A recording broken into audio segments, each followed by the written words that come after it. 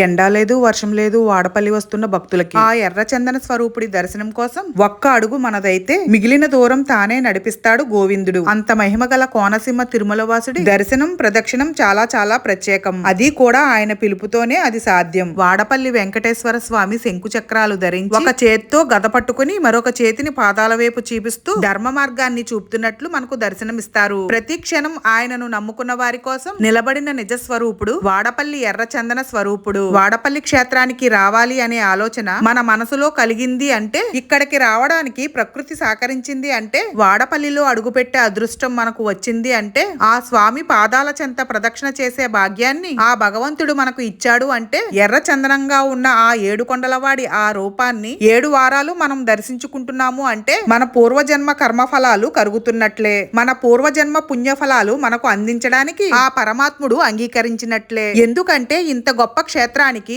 ఆయన అనుగ్రహం ఉంటే తప్ప మనం ఇక్కడ అడుగు పెట్టలేము. ఆయన మనల్ని చూడాలి అనుకుంటే తప్ప ఆ మంగళకరమైన ఆ రూపం ముందు మనం నిలబడలేము. అలాంటి రూపాన్ని మనము కలిసి కనులారా చూసి మన కష్టాలను చెప్పుకునే భాగ్యాన్ని కూడా ఆ భగవంతుడు మనకు ఇక్కడ ఇచ్చాడు. ఈ విశ్వం అంతా వ్యాపించి ఉన్న ఆ స్వామిని స్మరించండి, తిలకించండి, దర్శించండి, తరించండి. ఏడుకొండలవాడ వెంకటరమణ గోవింద గోవింద.